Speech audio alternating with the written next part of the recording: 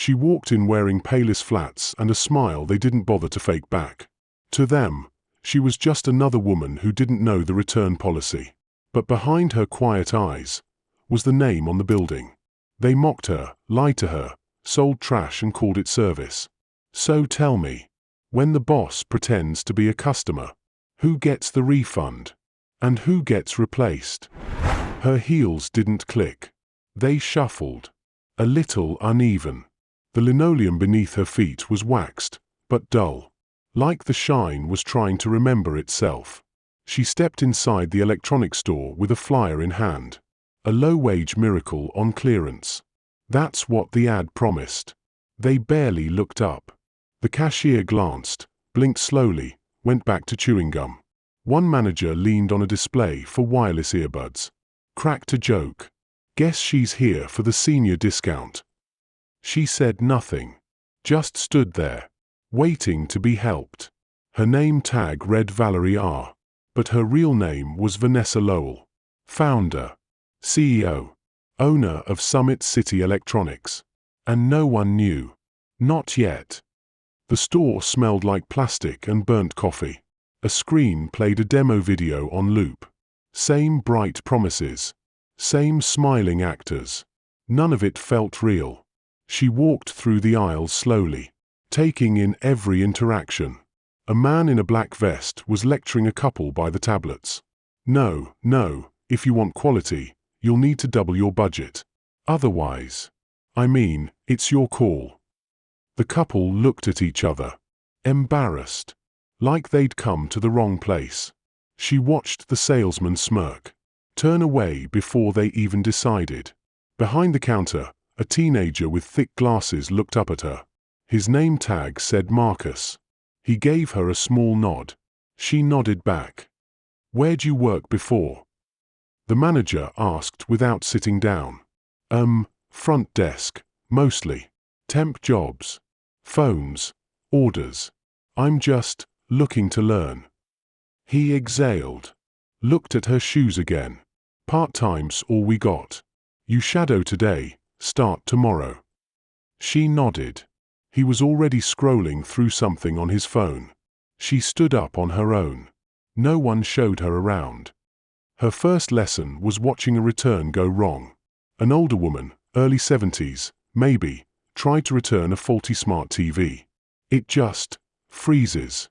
I called support. They said it was covered. The floor rep laughed. Yeah, it's technically covered, but your box is open. That's a restocking fee. It's policy. He tapped the counter. Unless you want store credit. The woman looked confused. Defeated. She left empty-handed. And the employee high-fived someone as she walked off. Boom. Another one stalled. Valerie stood still.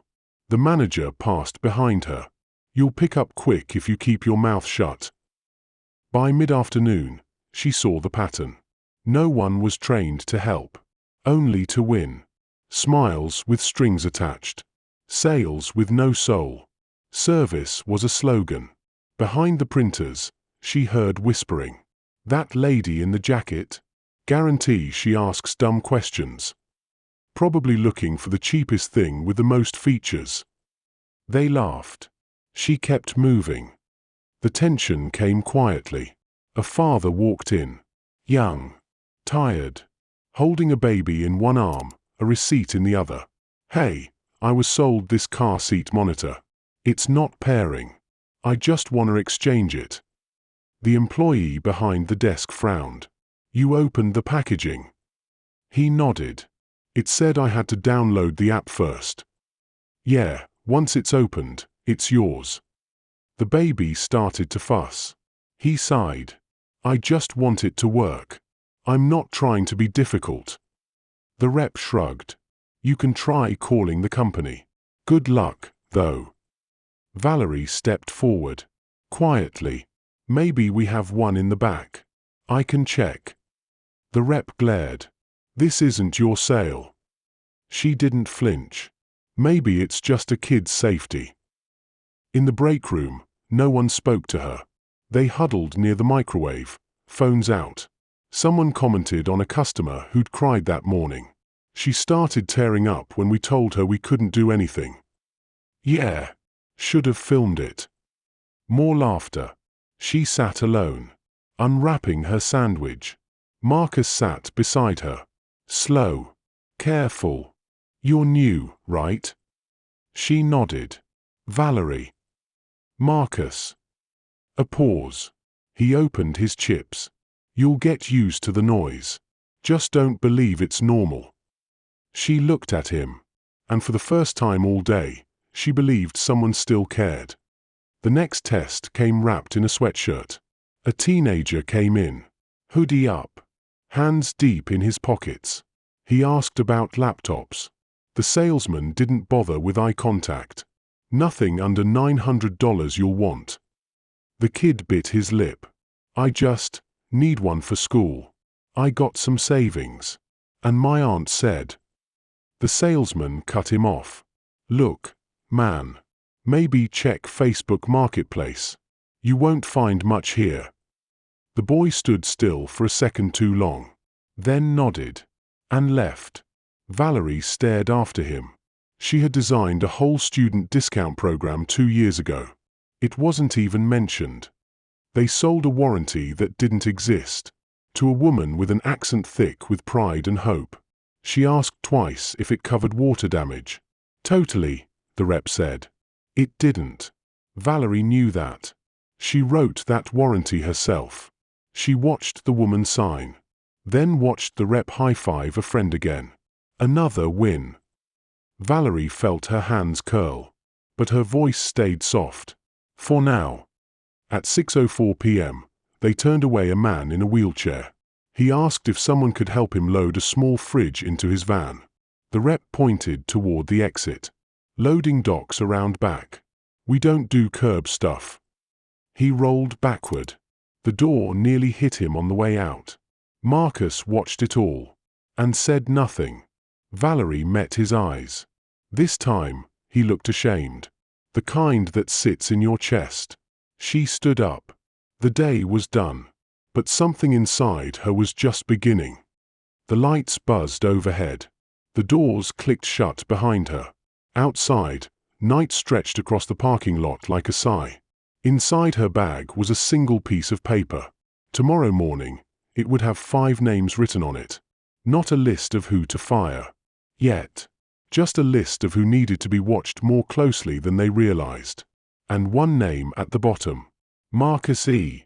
Still worth saving. Still trying. Maybe. The rain started before sunrise. Thin. Steady. Cold. Valerie stood outside the store in a coat too thin for the wind. She didn't move. Not when the lights flicked on. Not when the first car pulled in. Not even when the manager walked past her without a word. She was waiting. Not for someone else. For a moment. To remember who she was. And why she was here. Inside, the coffee was stale. The laughter was louder. Meaner today. Like the store itself knew something was about to shift. She walked the floor slowly. A woman near the headphones aisle raised her hand. No one came. The woman waited anyway. Another hand went up near the smart home display. Still nothing. Is anyone working today? Her voice was soft. Embarrassed. One of the representatives rolled his eyes. Just browsing, lady. You'll live. Valerie turned her head slightly, watching him walk away. Chin high. Back straight.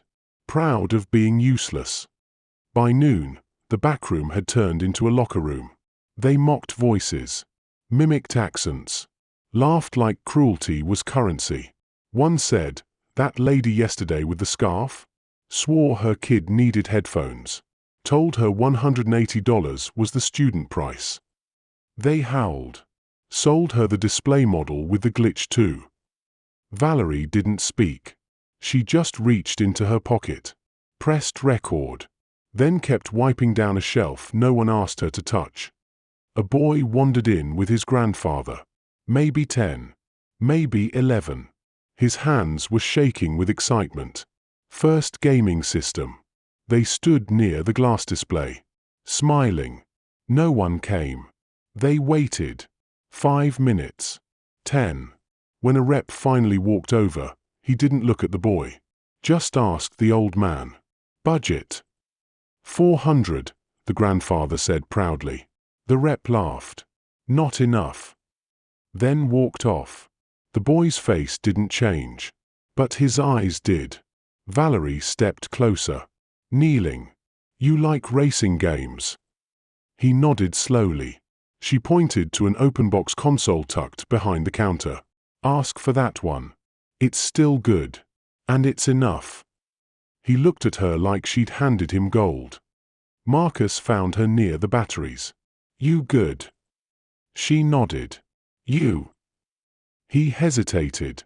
Harder to stay quiet lately. Valerie didn't respond. He lowered his voice. I used to think being kind was soft. Now I think it's the only thing that's hard. She looked at him, then walked away. The break room fridge smelled like something had given up. 3 employees sat near the table. Legs stretched. Voices loud. Some lady wanted a free install on her dishwasher. I told her that was last year's promo. Was it? No idea. But she bought it anyway. More laughter. Marcus stood by the vending machine. Quiet. Valerie sat across from him. What happens if no one ever says stop? She asked. He didn't answer. He just stared at the machine, like it might speak for him. That evening, a couple walked in. Black. Mid-30s. Dressed neat. Calm. Looking for a soundbar. Simple. They were ignored for 7 minutes. Then told the product was out of stock. Valerie had seen it in the cage 2 hours ago. Still boxed. Still tagged. Still there. She stepped behind the counter. Pulled the key. Found the box. Walked it out herself. They looked confused. The rep glared, but said nothing. Valerie didn't look back. She handed them the box, and said quietly, You weren't wrong.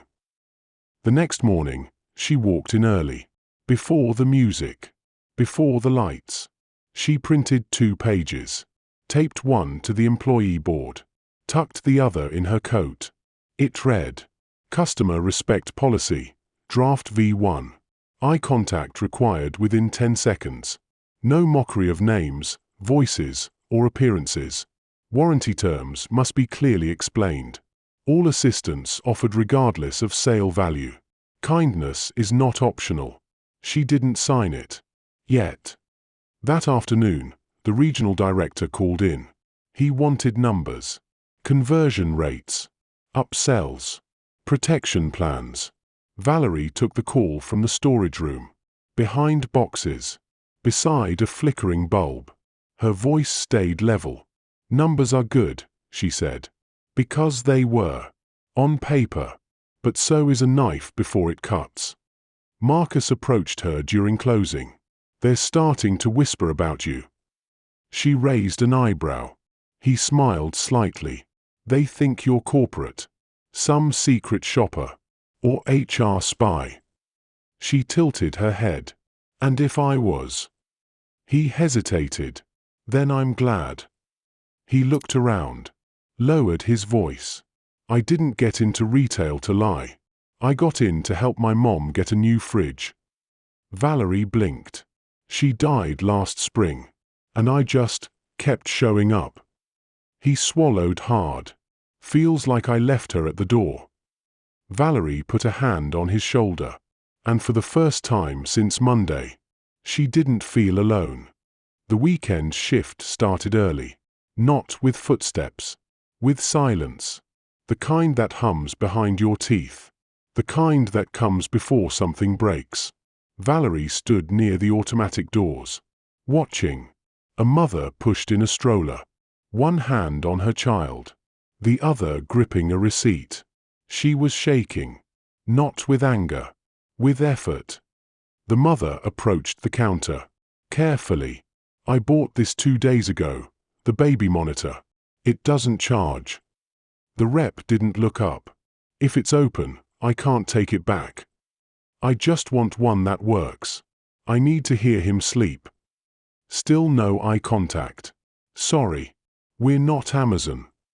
The baby let out a small cough. Dry. Rough. The mother flinched. Valerie stepped forward. I'll check stock. The rep rolled his eyes. Again, not your sale. Valerie didn't answer. She just walked. Toward the shelves. Toward decency. There was one left. Low on the rack. Box dented. But sealed. She brought it forward. Set it gently on the counter. The mother blinked. Thank you. Valerie just nodded. The rep stared. Jaw tight. You're out of line.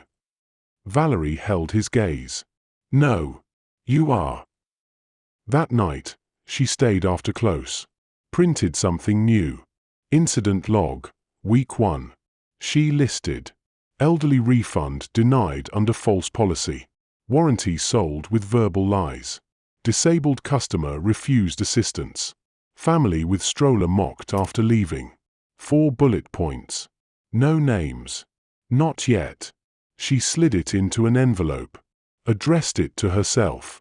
Vanessa Lowell, CEO. On Sunday, Marcus didn't clock in. His locker was open. Cleaned out. Gone. Valerie stood in front of it. Longer than she meant to. There was a folded note taped inside. In sharp block letters. It's not quitting if it saves your soul. Her breath caught. But she didn't cry. Not yet. She walked the floor in his place. Greeted every customer.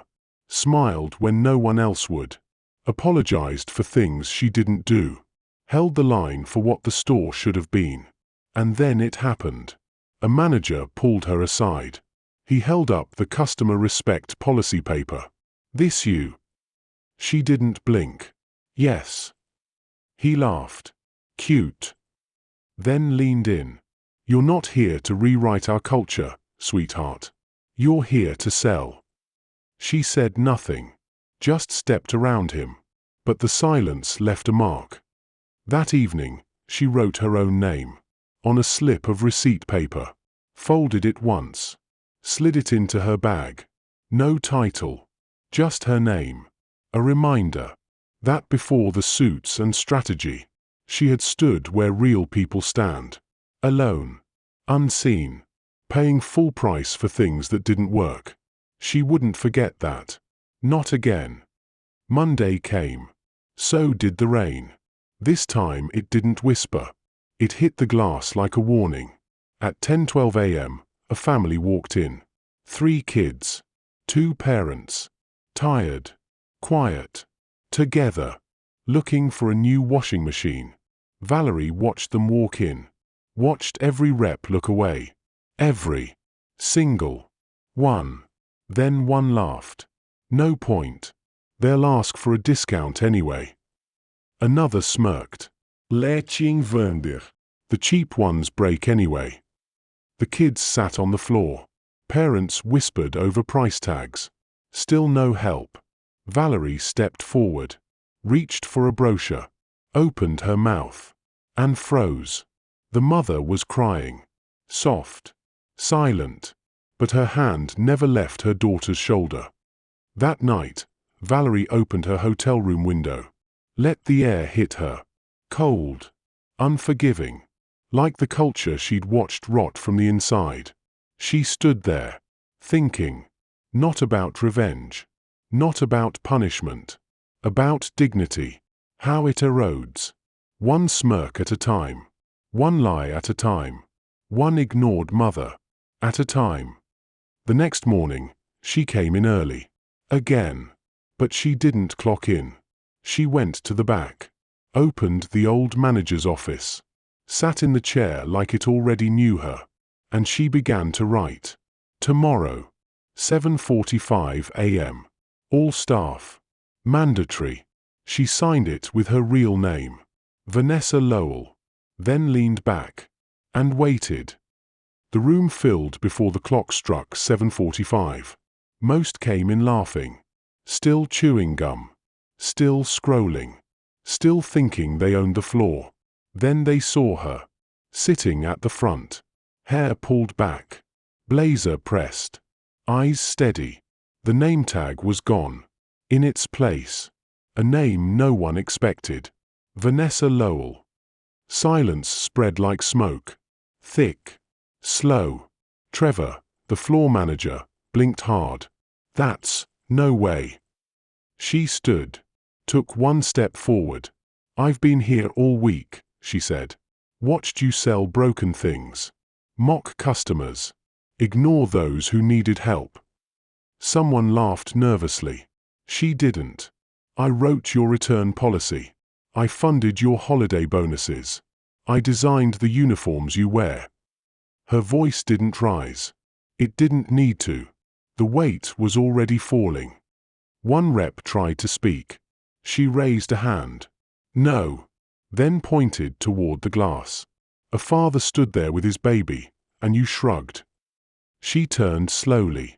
A teen came in with his last $100, and you sent him away. Her breath caught. Not because we didn't have what he needed. Beat. But because you didn't see him as worth helping. Eyes dropped. Postures folded in. I built this company, she said, voice low. One store. One promise. One name. She looked at the table. Then at the people behind it. And you made my name mean nothing. Trevor cleared his throat. We were just doing what works. Vanessa turned. You don't get to redefine harm as strategy. Then walked toward the exit. Stopped at the door. For those who want to stay. She glanced back. Be better. Or be gone. By noon, 5 lockers were emptied. Trevor's keycard stopped working. He didn't fight it. Just whispered something under his breath and left. 2 representatives resigned without a word. Another was walked out. The store felt quiet. Cleaner somehow. Not because of the floor. Because of the air. That afternoon, Vanessa sat at the old manager's desk. Only now. It was hers again.